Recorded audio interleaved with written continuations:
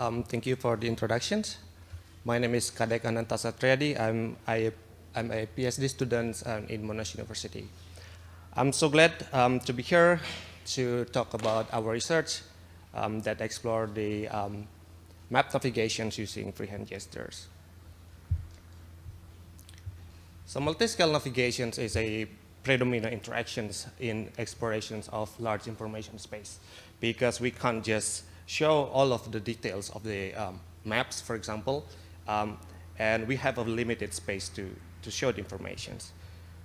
For instance, when users want to explore visualizations on the map, and when the users want to gain insights from multiple locations, the user has to repetitively perform zooming in, panning, zooming out, and zooming in and so on.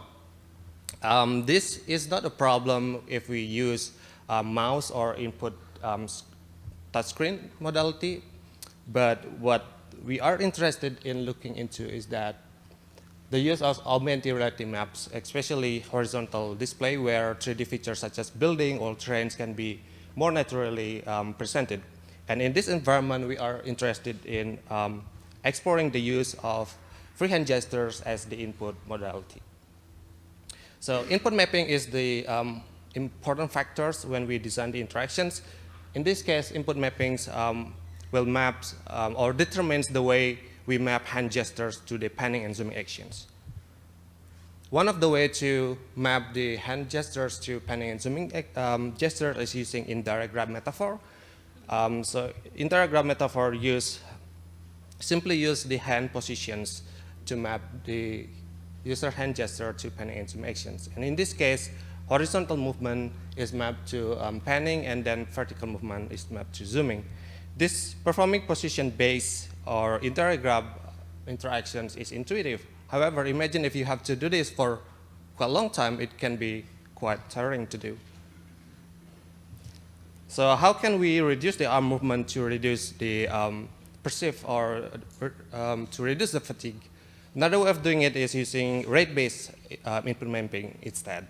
So this is the rate-based input mapping follows joystick metaphor, where panning or zooming are performed continuously as long as you or the user hold the pinching positions. It is pretty similar on how we use the joystick to control the actions.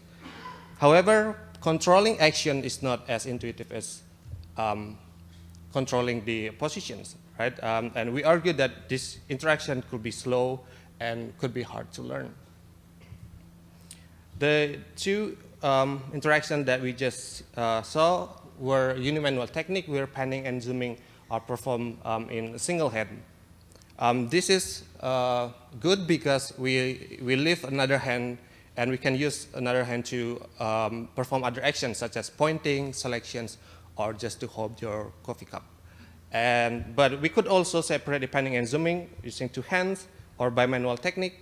So this is the example of bimanual interaction, bimanual indirect grab using position base. As we can see here, panning action is mapped to dominant hand, and then zooming action is mapped to non-dominant hand. And this is the bimanual technique using joystick or rate-based input mapping. To gain more understanding of these design factors, we conducted our first study. The main factors of our first study were input mapping and handedness. But we will also look into target distance and target directions in 4 main compass directions. As per measures, we use Borg's rating of perceived exertions to measure the fatigue. So Borg RPE is the commonly used subjective measure to measure fatigue. We had 2 different tasks. The first task is panning only task. And to encourage panning, we disable zooming action in this case. So basically, the user had to move the view port from starting position to the end positions. And the second one is zooming task. The distance of the zooming task, the longest distance of the zooming task was set to 10 meters. And this is the apparatus. We combine H65 and Z-Mini to create augmented reality experience, and we use lip motion hand tracker camera to track hand movement. To summarize our finding, again, I would recommend you to go to our paper to see more details about our findings, but to summarize, unsurprisingly, InterGrab is faster, and it's more fatiguing than joystick or rate-based input mapping. We also found that unimanual is faster than bimanual, which supports our intention to focus on unimanual interactions. As per user preference, InterGrab and joystick are acceptable to use in the situations. And we also found that in the panning-only task, when users perform indirect grab or position-based interactions, when performing panning in forward and backward panning gestures, instead of performing horizontal movement, the user tends to perform oblique movement. This could be a problem because oblique movement also has zooming value. So when the user wants to panning, he or she also unintentionally perform the zooming action. So the zooming value is indicated by the red arrow over there. And to address this, we introduce a simple approach to separate the panning and zooming actions by introducing a dual cone metaphor that is located in the user hands. So whenever the user hand movement is outside the cone, panning only action is triggered and the zooming value is ignored. On the other hand, when the user hand movement is inside the cone, integrated panning and zooming actions are enabled, allowing user to steer the zooming directions.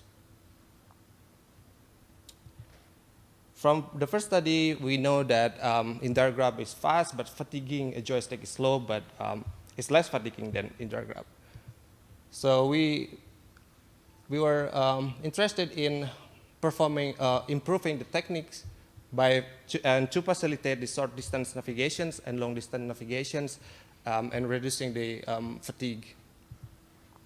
To do that, we combine the indirect grab or position-based input mapping with joystick or rate-based input mapping. We introduce an ellipsoid area or volume around the user hand that is triggered every time user start pinching. And this volume or ellipsoid is dedicated for short distance navigations. And the input mapping that is used in this volume is indirect grab. And when the user hand is moving outside this ellipsoid, joystick or rate-based input mapping is used. This is a combination of ellipsoids and the dual cone. All right, so in long distance navigation, zooming in phase is important because when we zoom into the target, users have to maintain the visibility of the target and make sure the target is always in the viewport. And this is our approach, the transitions between indirect grab and joystick when the user performing zooming in long distance. It starts with pinching, and then initially the user's hand is inside the ellipsoid, therefore the indirect grab or position-based mapping is used. And then when the user keep moving hand downward and escaping the ellipsoid volume, the joystick or rate-based input mapping is triggered. Then we came up with the two variations of the hybrid input mapping. The first one is called DiveZoom. DiveZoom follows skydiving metaphor where the skydiver keep falling to the earth but still can steer the drop positions. So in this situation, joystick zooming and panning can be performed in parallel.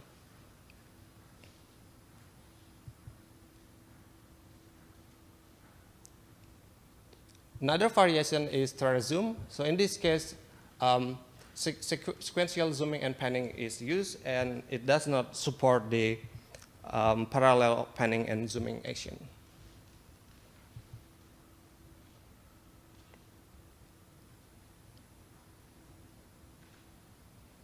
And then to evaluate our hybrid mappings, we again conducted our second user study. In this case, the main factors are techniques. We compare two hybrid input mappings with indirect grab and joystick. The task is the combinations of panning and zooming actions, and the total navigation distance approximately 3 kilometers. To summarize the result, we found that in terms of performance, DiveZoom is as fast as in DiveGrab. However, TerraceZoom is slower than DiveGrab. We also found that DiveZoom is less fatiguing than in DiveGrab. TerraceZoom, however, is as fatiguing as in DiveGrab. In terms of ease of learning, in DiveGrab is still the easiest to learn. However, DiveZoom is easier to learn than joystick or rate-based input mapping. And the user also prefer in DiveGrab and DiveZoom. In conclusion, the DiveGrab is fatiguing, but it's very easy to learn, and it can be very fast. Joystick or rate-based input mapping, however, is less fatiguing, but it's hard to learn and could be slow. And surprisingly, TerraceZoom, which a hybrid input mapping that does not allow the parallel panning and zooming, was found to be fatiguing, hard to learn, and slow. And lastly, DiveZoom is less fatiguing than in DiveGrab, but it's easier to learn than joystick and can be as fast as in DiveGrab. And we would like to give a recommendations for a short distance and short duration navigations. We still recommend the user to use in DiveGrab or position-based mapping, mainly because of the performance and the ease of learning. However, for long distance and long duration navigations, to reduce arm fatigue, we would recommend the user to use DiveZoom. And that slide concludes my presentations, and I will be happy to answer questions. Thank you.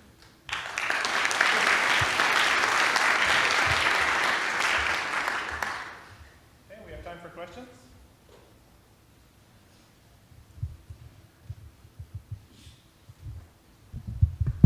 Okay, I'll start with a question.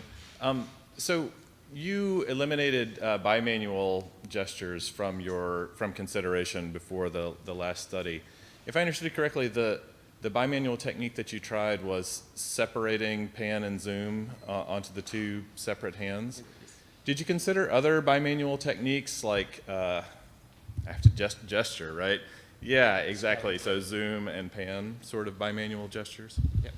Thanks. That's very good questions. Actually, we try initially using maybe easy to guess gesture, like scaling gesture, but we decided to focus on the gestures or interaction that supports integrated panning and zooming. So for example, if you use scaling gesture like this, it only supports the scaling or zooming, but performing panning at the same time will be quite difficult to do. Couldn't you pan by moving both hands at the same time? Indeed, yes, but we didn't include that in the study. Other questions? I wonder, so how long actually did you have a time for the experiment? So I mean, so your DiveZoom idea seems to be very interesting and intuitive from my viewpoint, but the score is actually not so good. So that probably that's because so they don't have much time to get trained. So if you have the say 30 minutes experience or something, so the result might be changed. So how do you think of that? So. Thank you for the questions. The second study was running for approximately 60 minutes for tasks. 60 minutes. And it gives us 15 minutes for every interactions. And I agree that the TerraceZoom is not easy to learn, and therefore the user didn't really have time to really master the interactions. But we believe with more practice, I think user can also perform better. Yeah. And my second question is that, so is it actually possible to let them understand the DiveZoom without experiment, how to say, showing the idea? So, okay, let's do something here. And so can they handle the DiveZoom without any explanation, Is that possible actually? Sorry, I didn't get the explanation part. So probably when you start the experiment, so you experience, okay, so DiveZoom is like this idea, and so you can control the viewpoint with this one. But if you don't do that, so okay, so here's a new interface, and please try.